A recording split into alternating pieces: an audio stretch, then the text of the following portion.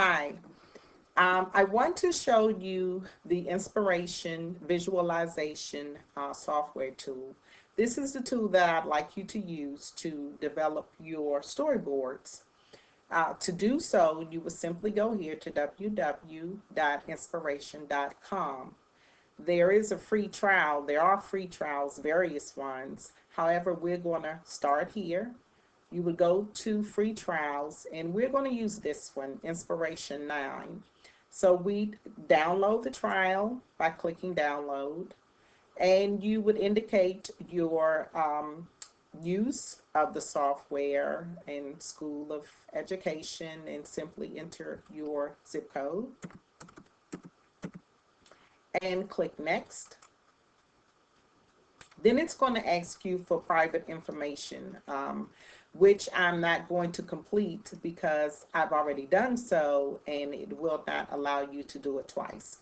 But these are the questions that you would have to answer before beginning download of the software. Once you've successfully downloaded the software and you open it, this screen is going to come up. So this will already be selected, your 30-day trial, and you would simply go to continue. Now this starter, the inspiration starter sheet, this is this sheet has some really cool things on it. For example, the learn to use. This is really cool, and I really feel that you should take a look at this because it will expound on the information that I'm providing and provide more details, much more with respect to how to use this software. It provides written instruction where you can print this and keep it as reference in your files, or save it to one of your files. It also provides examples on different subject areas and as videos as well. So this is a very, very good place to begin learning inspiration and the designing of your storyboards, and I would recommend that you do so. Once there, you've had an opportunity to review some of the tutorials and videos, then you would simply click out of here and go to the templates. Now, here I'm just going to show you how I would quickly design a storyboard. I would go to this tab here, Thinking and Planning, because that's exactly what you've done. You've done your planning and written your goals and objectives and mission, and so now you're going to begin your storyboard creation, this all being still a part of step one. So I would simply go here to the website map and hit open. Once here, a template comes up, and this is really cool. There are a lot of features here, and so many, but again, as I've indicated, check the videos out and read the manual to get better instruction. However, this is the layout of your storyboard. This is one of many, but this is the one that I used, and I'd like you to use as well in completing your activity. Now, as you see here, you have your home page, and you can, this is really cool because you can type in the word home. Let's just try it and see what happens and do a search. And then you'll see here that homes will appear. So you can use a home for your home page and just simply drag and drop, and it's right there. Say you wanted to do students page. You could type in the word student page, or phrase student page.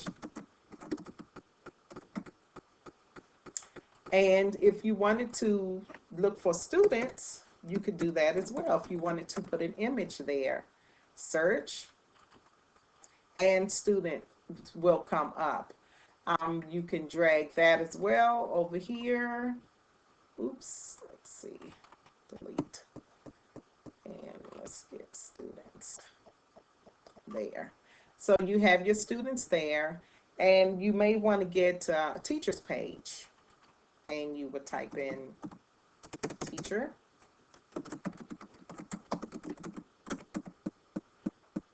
And if you wanted an image of a teacher, you could do that as well. And search.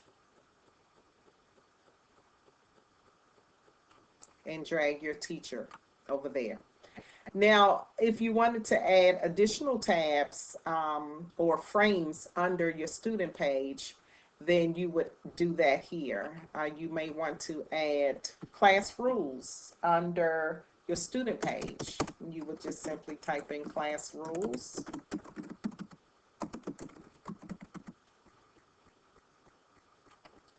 And if you wanted to add, say, perhaps learning activities,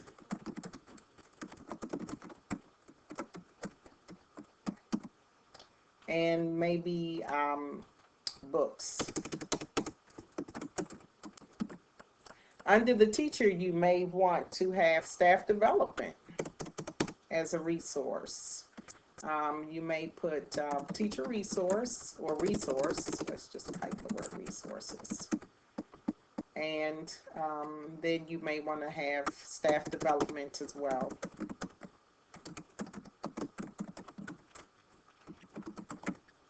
Now, if you wanted to add another frame in your storyboard, you could do that. Let's say we wanted to add another frame here. You would just simply put the cross there, and you would just simply begin typing. Say you may want to say class announcements, or let me see, I'll just say parent announcements.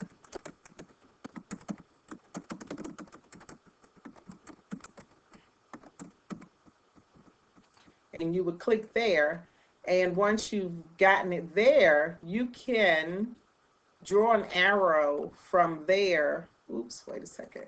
How does this work? Draw an arrow. Right, put it here. Wait a minute. Stick it under there and draw. Let's see, get an arrow there to connect it to the teacher's page. So these are all connected. Now, you also, what's really cool, another feature is you can take a picture. If you wanted to add another image, you may just select an image, say you wanted to drag it there, and you can take a snapshot of that image, and it appears here. And that may be another frame as well. You can accept or reject it. Let's accept it. So it's there. Then once we click this presentation tab, we can decide which background we're going to use for our presentation. You would typically want to choose a light background because you don't want to distract from your presentation and what you're trying to present. So let's just choose a plain white background or some really soft or light color. So once we've done that, then it comes up here.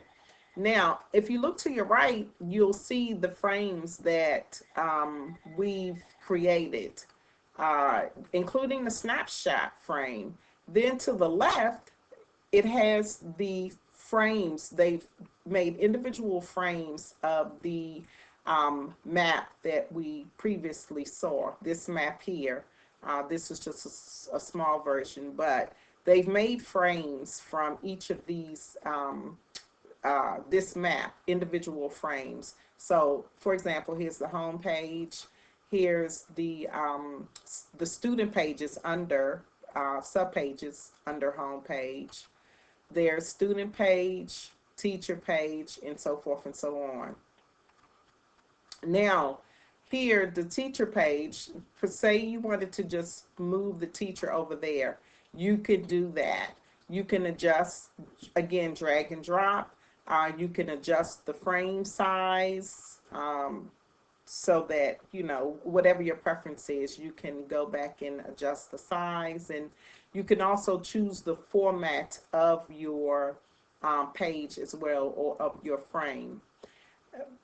Then once that's done, you can play your presentation, and simply by clicking to go to view your slides, and to end the slideshow, just click exit.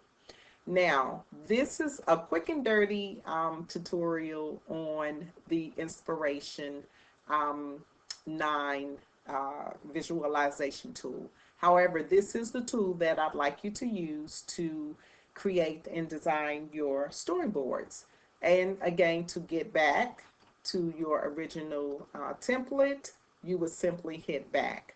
Once your information, your mapping or template is the way you like, you would just simply save your file to wherever you'd like it to be, and just simply click exit. So that ends the tutorial for the Inspiration visualization software tool. And again, this is the software that I'd like you to use to design and create your uh, storyboards. Thank you.